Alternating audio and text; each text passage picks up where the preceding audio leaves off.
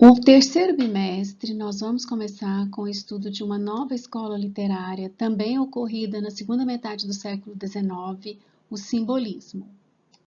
Para compreender melhor o simbolismo, a gente precisa lembrar as últimas escolas que a gente estudou no segundo bimestre: realismo, naturalismo, parnasianismo, todas contemporâneas ao simbolismo, quer dizer, na segunda metade do século XIX, 4 escolas aconteceram ao mesmo tempo, todas para falar da realidade, todas para negar o romantismo, mas cada uma com uma maneira de expressão. O realismo só existiu na prosa e foi influenciado pelo desenvolvimento científico, pelas correntes científico-filosóficas e pela Revolução Industrial. E para pôr fim à idealização romântica, eles começaram a criar uma prosa objetiva em que a realidade era vista como ela é, sem idealização, muito descritiva e com uma linguagem pessoal. O principal nome desta escola foi o Machado de Assis, inaugurando no Brasil o realismo psicológico, né? Baseado em Freud, ele quis compreender o comportamento humano. A outra escola, o naturalismo, ela foi muito influenciada pelas ciências naturais, a biologia, a física, a química, porque ela queria compreender o comportamento humano à luz da biologia. Então, muitas vezes, a literatura do naturalismo vai levar a gente a pensar que o homem é um animal irracional e que age por instinto. Aí quem é o maior nome é o Aloysio de Azevedo. Por fim, para terminar o primeiro semestre, nós vimos o parnasianismo, que é o realismo em poesia. O parnasianismo é uma escola da elite, da burguesia. Então, eles não estavam preocupados em mostrar uma realidade social, uma realidade do jeito que ela era. Então, eles estavam muito mais voltados para o que eles chamavam de realidade objetiva. Então, eles eram fãs do princípio da arte pela arte. O que é arte pela arte? Se preocupar com a forma e não com o conteúdo. Então, o parnasianismo foi uma escola literária voltada para o academicismo, para os clássicos greco-latinos, por causa dessa influência materialista de não querer falar sobre problemas sociais. Então, era uma poesia muito mais voltada para a linguagem culta. Quem eram os representantes? Olavo Bilac, Alberto de Oliveira e Raimundo Corrêa. Então, temos a quarta escola da segunda metade do século XIX. Começou na França, né, com os artistas decadentistas, que eram os que não seguiam a mesma linha objetiva de explicar a realidade das outras 3 escolas. Eles faziam uma reação ao cientificismo, racionalismo e materialismo. Por quê? Porque eles achavam que essa objetividade de ver a vida, essa maneira científica de olhar para tudo, não dava conta de explicar todas as experiências humanas. Como que eu vou explicar a verdade, como que eu vou explicar o amor, como que eu vou explicar a dor, a amizade.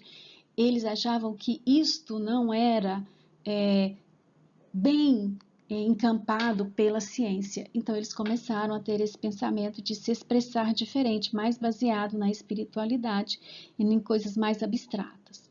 Eles questionaram essa elite que buscava esses valores muito objetivos e materialistas e começaram então a ver a realidade com outros olhos, os olhos para explicar a verdade, o belo, o bem, o sagrado, e tudo em poemas enigmáticos, herméticos, sinestésicos. Por quê? Não queriam que a ciência entrasse nisso, eles queriam explicar com os olhos do espiritual, do interno. Eu quero explicar aqui que ele é contemporâneo ao realismo, naturalismo e parnasianismo, então ele vai comungar do mesmo contexto histórico, que é a Revolução Industrial, as correntes científicas e filosóficas, o domínio da burguesia como classe dominante, a abolição dos escravos e a proclamação da República no Brasil.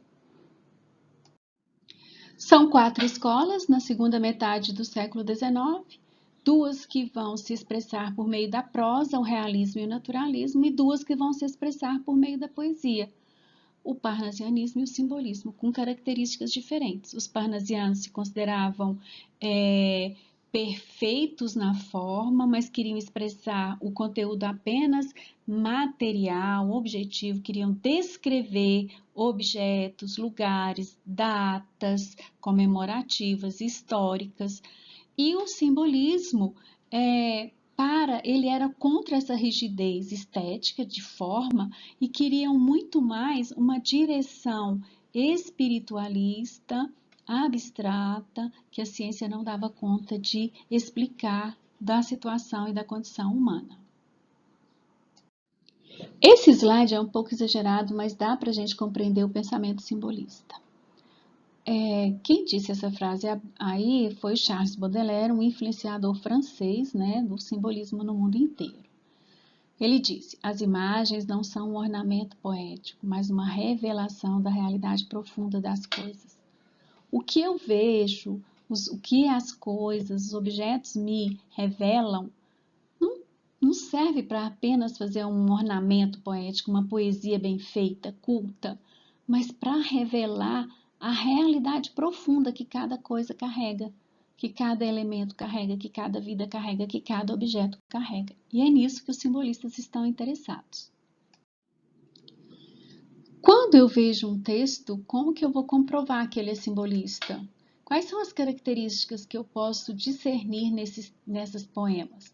Uma postura antipositivista e anticientificista, porque eles não querem deixar que a ciência explique tudo e nem ela pode explicar.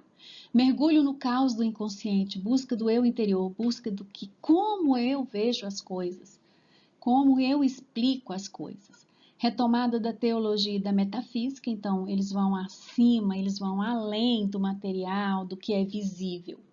Uso de diversos livros de metificação sonora, que é uma crítica ao parnasianismo, não adianta eu escrever bonito e não escrever sobre nada. Valorização do oculto, do vago, do mistério, da ilusão, da solidão, da morte, da loucura. Então, tudo que vai além do que é visível, do que é explicado, do que é científico. Busca de palavras que evocam e sugerem. Como que eu vou explicar a morte, a vida, a alegria com palavras científicas, palavras que não podem ser duvidosas? Não tem como. Então, a literatura simbolista, ela é muito vaga, né? Ela é um pouco inexplicável. Vão haver poemas que a gente não vai saber direito de que ele está falando, justamente porque ele acha que tem muitas coisas que não são explicáveis. Uso de metáforas complexas para simbolizar o denso mundo interior do escritor, acabei de falar. Ele vê o mundo com os próprios olhos, sem querer comprovação. A aproximação da poesia e da música, uma das características principais do simbolismo é escrever de uma maneira que fica cadenciado, que fica fácil de gravar, que fica fácil de falar. E o uso de sinestesias. O que são as sinestesias em poesia? Usar os 5 sentidos. Então, quando ele escreve que ele vai falar de cheiro, é como se ele acendesse no leitor o cheiro que ele está citando, as cores. Então, ele vai mexer com os sentimentos do leitor. Então, é uma coisa muito interior, muito pessoal.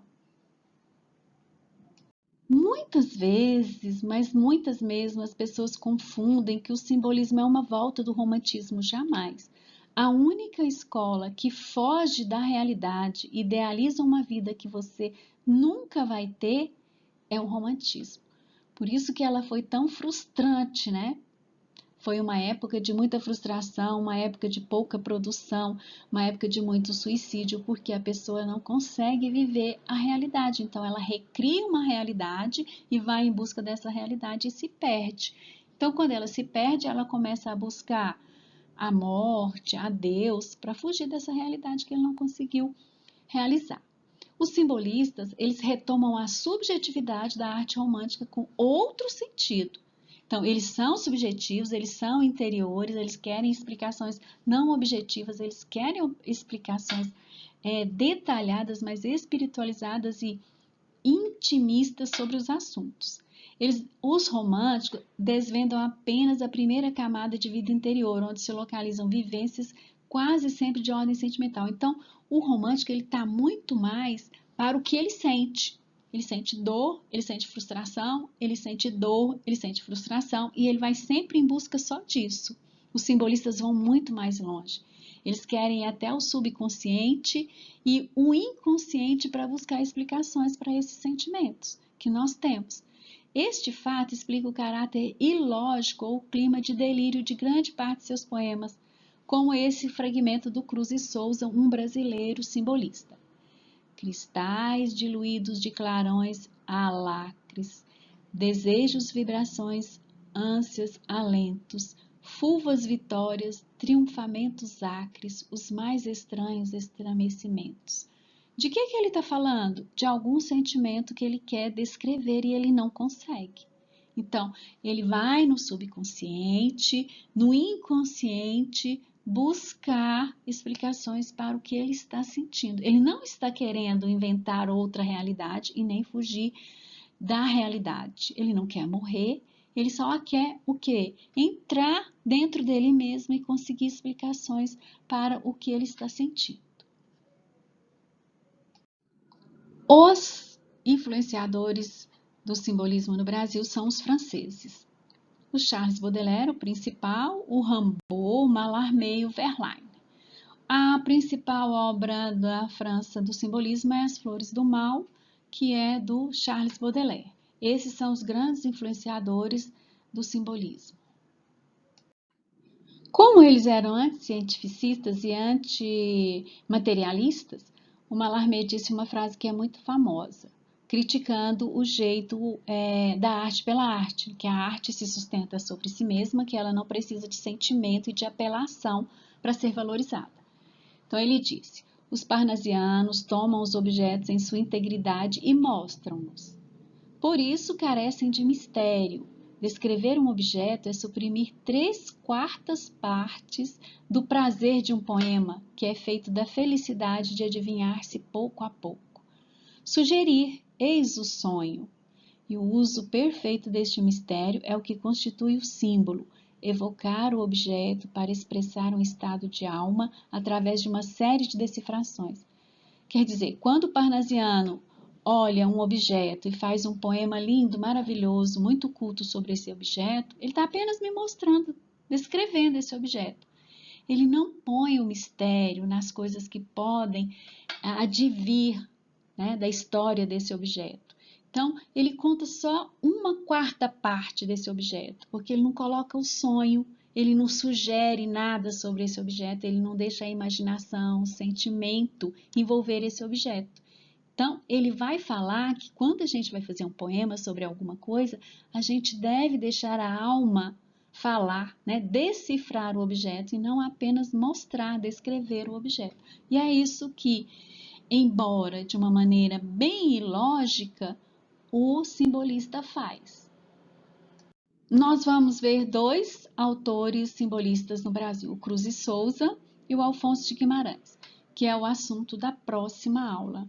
São 2 mais ou menos com as mesmas características, porque são simbolistas, mas com uma expressividade diferente. Nós vamos ver isso próxima semana.